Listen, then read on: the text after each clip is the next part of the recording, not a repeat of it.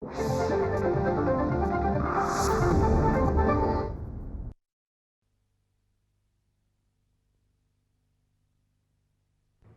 पे चमकने वाले सितारों को रोशनी अगर सूरज देता है तो फिल्मी जगत पर जगमगाने वाले सितारों को रोशनी देने का काम एक डायरेक्टर का है। जी हाँ, वो डायरेक्टर ही है जो एक आम इंसान को तराश कर उसमें सितारों की चमक भर देता है। आज अपने इस प्रोग्राम में हम आपकी मुलाकात मशहूर और मारूफ प्रोड्यूसर डायरेक्टर शक्ति सामंता से करवा रहे हैं। शक्ति दा, आपने अपनी फिल्मी कैरियर की शुरुआत बॉम्बे टॉकीज से की। ये तकरीबन कितने साल पुरानी बात है? काफी पुरानी हो गई। मैं एक्चुअली बॉम्बे में आया था 47 में, जुलाई के वक्त में, महीने में। उसके कुछ दिनों के बाद ही पार्टीशन हो गया जी। और उसके बाद इंडस्ट्री की हालत बहुत बुरी हो गई। बट यहाँ पे तो हिंदू मुसलमान सब साथ काम करते थे जी। पाकिस्तान होने के बाद कुछ लोग पाकिस्तान चले गए, कुछ पाकिस्तान से लोग यहाँ पे आ गए और फिल्म इंडस्ट्री में काफी प्रॉब्लम्स शुरू हो गई।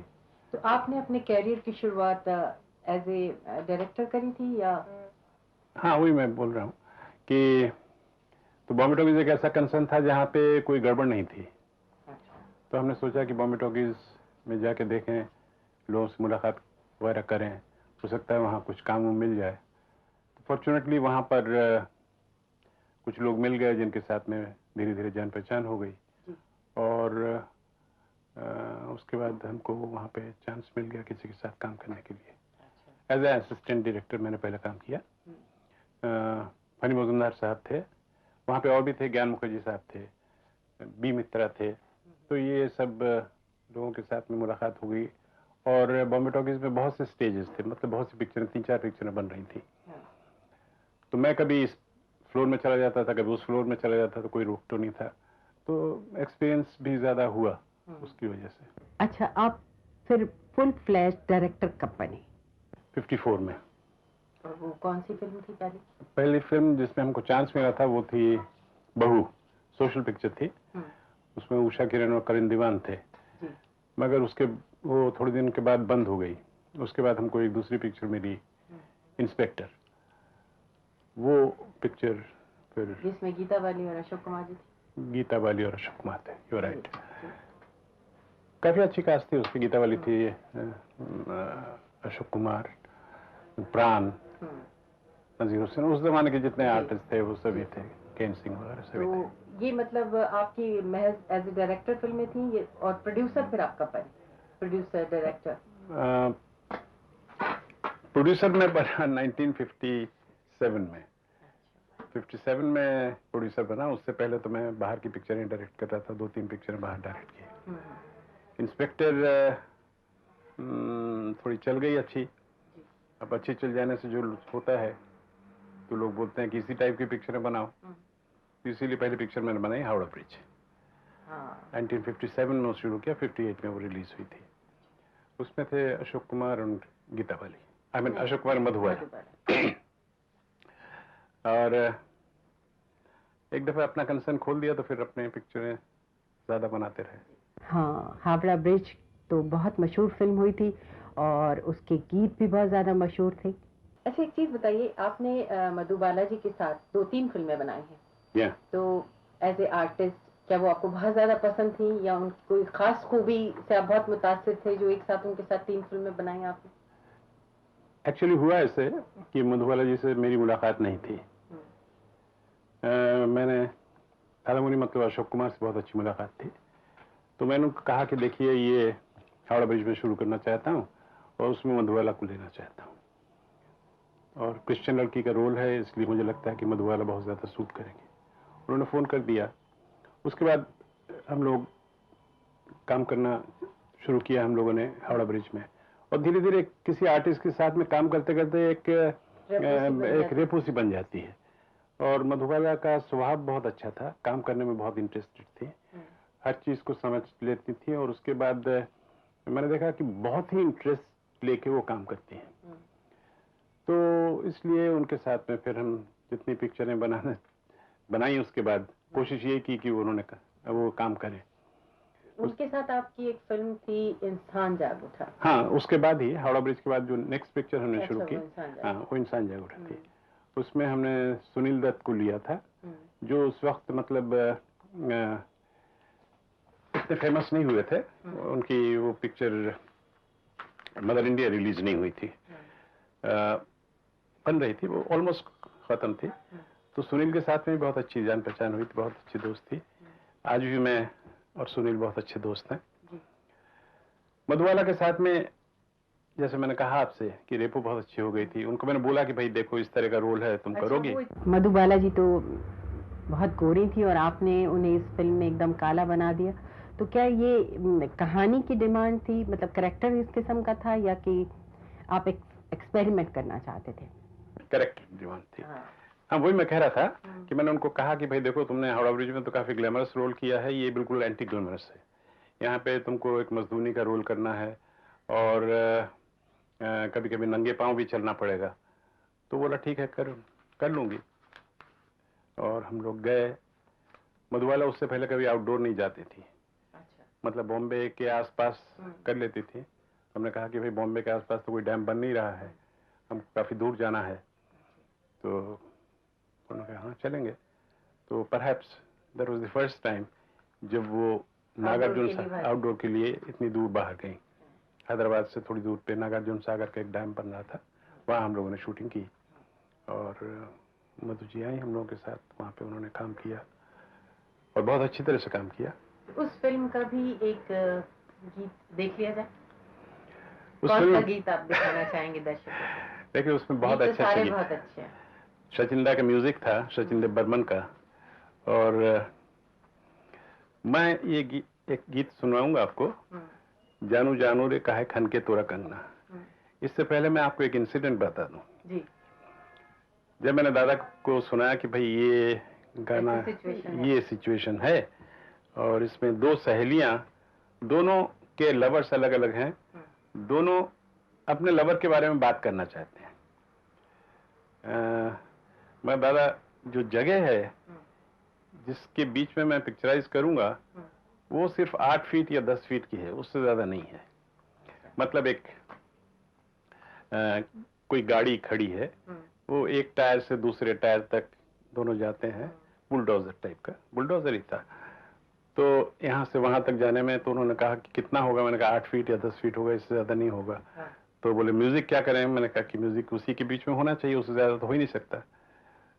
तो उन्होंने कहा अच्छा ठीक है, करता हूँ कुछ। तो उनका एक दिन सुबह फोन आ गया कि भाई मैंने कुछ म्यूजिक कंपोज कर लिया है, तुम आके जरा सुनो। मैंने कहा जी अभी आता हूँ। तो मैं गया, देखा कि वो उन्होंने एक लाइन खींची हुई थी 8 फुट या 9 फुट की, और वो खुद डांस करते करते लाइन के इस पार से उस पार जा रहे थे ताकि वो उतना देखने के लिए कि उतने कि करेक्ट वो होता है कि नहीं होता है। एक बात बताइए शक्तिदा, कि एक डायरेक्टर और आर्टिस्ट में एक साथ काम करने के बाद एक रेपो सा बन जाता है, जैसा कि आपने कहा कि मधुबाला जी के साथ। और कौन कौन से सितारे हैं जिनके साथ आपकी रेपो रही? शमी कपूर, दादामोनी के लिए तो मैं पहले ही बोल चुका हूँ जी। उसके बाद शमी कपूर, उनके साथ भी आपने बहुत सारी फिल्में बनाई? बहुत सी पिक्चर बनाई मैंने उसके साथ में। उनके साथ पहली फिल्म कौन सी थी? एक्चुअली हावड़ा ब्रिज बनाने के बाद शमी कपूर से मेरी जस्ट जान पहचान हुई थी, मगर FC मेहरा ने मुझे साइन किया था एक पिक्चर डायरेक्ट करने के लिए सिंगापुर। तो सिंगापुर में हीरो थे शमी कपूर। पिक्चर शुरू हुई हम लोगों की सिंगापुर के शूटिंग से। अब साथ साथ रहना 15-20 दिन या 1 महीना हम लोग साथ साथ रहे तो नेचुरली दोस्ती हो गई। तो वहीं से शमी के साथ में हमारी काफी अच्छी दोस्ती हो गई। उस वक्त मैं एक पिक्चर शुरू किया था, मैंने बनाई थी नॉटी बॉय, उसमें किशोर कुमार थे और मधुबाला थी। बट अनफॉर्चुनेटली मधुबाला की तबीयत बहुत ज्यादा खराब हो गई और वो पिक्चर 10-12 दिन बनने के बाद बंद पड़ गई। तो मधु जी शूटिंग नहीं कर सके और फिर मुझे वो पिक्चर बंद कर देनी पड़ी। तो शमी ने एक दिन वैसे ही पूछा कि यार तू हमेशा बहुत उदास सा रहता है, क्या बात है? मैंने कहा शमी देखो भाई, ये हमारी पिक्चर रुक गई है और मैंने समझ नहीं आता मैं क्या करूं। बोला कि जो रुक गई है उसको रुक जाने दे, तू मेरे साथ दूसरी पिक्चर शुरू कर दे। तो एक नई फिल्म की शुरुआत हुई। तो हम लोगों ने एक दूसरी पिक्चर शुरू कर दी, चाइना टाउन। चाइना टाउन शुरू हो गई। शमी जी और शकीला। शमी, शकीला और उसमें हेलेन थी। वो पिक्चर हम लोगों ने शुरू कर दी और उसमें शमी का डबल रोल था, तो ऑलमोस्ट हर शूटिंग, हर रोज की शूटिंग में शमी की जरूरत पड़ती थी और शमी हर रोज आता था, तो और हम लोगों की दोस्ती और बढ़ती गई। वो पिक्चर जब खत्म हुई फिर मैंने कहा कि अभी नेक्स्ट पिक्चर शुरू करते हैं। बोला मुझे, मेरे पास थोड़ा टाइम मुझे दो, मैं 2-3 बाहर की पिक्चरें खत्म कर लेता हूँ, उसके बाद फिर शुरू करते हैं। तो उस जमाने में फिर मैंने नॉटी बॉय को कंप्लीट कर दी, किस तरह से हीरोइन बदल दी, कल्पना को लिया और वो पिक्चर खत्म की। अच्छा, वो फिल्म आपने कंप्लीट बाद में? हाँ, बाद में की। मधुबाला जी के साथ नहीं करी? मधुबाला तो बीमार हो गई थी, बीमार हो गई, तो उनको हार्ट का प्रॉब्लम था और डॉक्टर ने मना कर दिया था बिल्कुल, तो उन्होंने पिक्चर कंप्लीट नहीं की।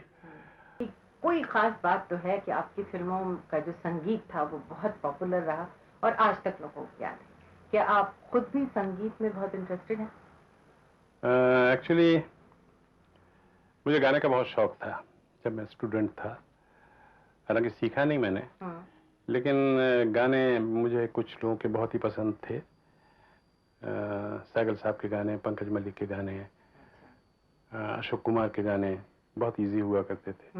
हम लोग कॉलेज में गाया करते थे वो सब गाने, तो गाने का शौक था। तो फिल्म लाइन में जब हम आए तो मैंने भी गाने की कोशिश की। अच्छा। मगर कुछ बात ज्यादा बनी नहीं, मगर कोरस में कई दफे गाया। अच्छा।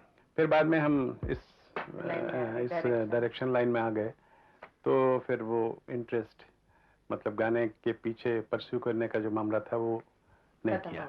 लेकिन गाना सुनने में हाँ, मगर वो ये तो लगता था कि ये गाना जो है शायद मैं गा सकता हूँ तो शायद दूसरे लोग भी गा सकेंगे, इसलिए वैसे गाने हम लोग सिलेक्ट कर लेते थे और ऊपर वाले की मेहरबानी समझ लीजिए कि वो गाने चलते भी थे। तो शक्तिदा, एक बार फिर से हम आपको पुराने यादों में लिए जाना चाहते हैं। पिछली दफा हमने जिक्र किया था शम्मी जी का लास्ट में, जो जिनके साथ आपने फिल्म बनाई चाइना टाउन वगैरह। उसके बाद कलर का दौर शुरू हुआ और उसमें भी वो आपके साथ रहे। तो आपकी कलर फिल्म कौन सी थी पहली? पहली फिल्म थी कश्मीर की कली। हाँ, और उसमें भी शम्मी जी थे? उसमें भी शम्मी जी थे।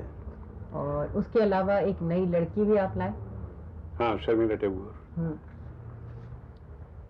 ये जब मैंने शमी को बोला कि नेक्स्ट पिक्चर कश्मीर की कली हम बनाना चाहते हैं और उसमें तुम काम करो, तो पहले तो बोला पिक्चर का नाम कश्मीर की कली और शमी कपूर क्या बनाए, उसमें शमी कपूर की क्या जरूरत है। जब आप कश्मीर का फूल बोल रहे हैं या कश्मीर का कद्दू बोल रहे हैं तो फिर शमी कपूर होना चाहिए इसमें, तो कली में तो शमी कपूर नहीं चल सकता। मैंने कहा नहीं, पूरी कहानी तुम्हारे ऊपर है, नाम कश्मीर की कली है। बोले हीरोइन कौन है? मैंने तुम बताओ किसको लिया जाए। तो उन्होंने सब बड़ी बड़ी हीरोइनों का नाम लिया उस जमाने में जो थी। मैंने उनसे कहा कि भाई देखो, हमको 2 महीने चाहिए कश्मीर में शूटिंग करने के लिए। मगर ये तमाम फिल्म आपने कश्मीर में शूट की? हाँ, मोस्टली 80% हमने कश्मीर में शूटिंग की। तो ये पूछो इनमें से कोई इतना दिन दे सकेंगी? तो बोले हाँ मैं पूछता हूँ। मैं उन सबसे पहले ही मिल चुका था, मुझे मालूम था कि 2 महीने कोई भी एक साथ देने के लिए राजी नहीं है। तो नेचुरली उसने कहा नहीं नहीं नहीं, ये लड़कियां क्या समझती हैं अपने आप को, तुम किसी और लड़की को नई लड़की को लो। मैंने तुमसे कहा था। तो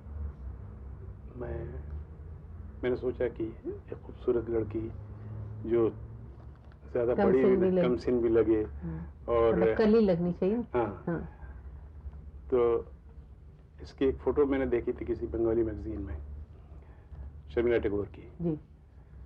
मेरे ख्याल में सत्यजीत रे की किसी पिक्चर की हाँ, थी। एक काफी फिल्मों में काम कर चुके। तो मैं गया, उनसे बातचीत की और उनको लेके चले। मैंने कहा कि इसको साइन कर लिया है, तो वो भी बहुत खुश हुआ। गीता जी थी उस वक्त, गीता जी बहुत खुश हुई, बोले she is a very fine artist.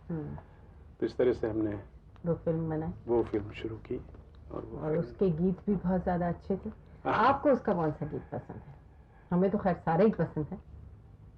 सच पूछे तो मुझे भी सारे पसंद हैं, मगर आप अगर ऑडियंस को लेकिन सारे तो हम नहीं दिखा सकते, तो फिलहाल तो किसी एक पे ही गुजारा करना पड़ेगा। तो आप बरसात का मौसम है, बादल दीवाने हो रहे हैं जी, तो मेरे ख्याल में दीवाना हुआ बादल से शुरू कीजिए। आपके साथ ऐसा क्यों होता रहा है कि आपने एक बार एक कलाकार को लिया तो फिर जैसे आप उसके साथ बंध ही जाते हैं, एक के बाद एक आप उसको उस फिल्म में, मतलब अपनी हर फिल्म में रिपीट करते गए। जैसे शर्मिला जी को आप लेके आए और उसके बाद काफी फिल्मों में आपके साथ आई। हाँ, काफी फिल्मों के। तो जो कहानियां आपने चुनी थी उन फिल्मों के लिए, वो उनको दिमाग में रख के चुनी या कि कहानियां ही आपको ऐसी मिली जिसमें वो फिट हो गई? नहीं, ऐसा नहीं है, उनको देख के हमने कहानियां नहीं बनाई, बल्कि शर्मिला तो वैसी वर्सेटाइल थी, हमने देखा कि वो सब तरह के रोल कर सकती है, तो इसलिए शर्मिला को मैंने ज़्यादातर रिपीट किया। वो खूबसूरत भी थी, एक्टिंग भी अच्छा करती थी, और उसमें वो चीज़ थी कि वो हर तरह की चीज़ कर सकती है, हर तरह के रोल कर सकती है, तो इसीलिए।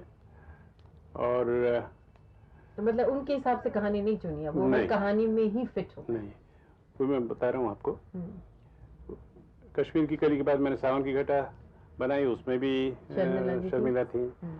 उसके बाद मैंने इवनिंग इन पेरिस बनाई, जिसमें शमी के साथ में फिर शर्मिला थी, बहुत ही ग्लैमरस रोल था उसका, बिकिनी पहनने वाली वैसी एक लड़की। उसके बाद मैंने सोचा कि अभी आराधना हमको अच्छा लगा, उसका सब्जेक्ट वो बिल्कुल ही एक अलग किस्म का, तो बिल्कुल ही अलग किस्म का, और उसमें भी शर्मिला को लिया। लेकिन उसमें एक हीरो आप नया लाए, नया तो नहीं लेकिन हाँ, मतलब फेम में वो उसी फिल्म से आए। करेक्ट। असल में हमको एक ऐसा लड़का चाहिए था जो एक्टिंग बहुत अच्छा कर सके, मगर उसका नाम नहीं हो, मतलब बिगिनिंग में उसका किसी तरह का लोग उसको, हाँ, इमेज उसका होना नहीं चाहिए। रोल ऐसा था कि वो पहले लवर का काम करता है, उसके बाद बेटे का काम करता है, तो अगर इमेज किसी का डेफिनेट रहे तो बात बनती नहीं है, बेटे के तौर पर एक्सेप्ट नहीं करें।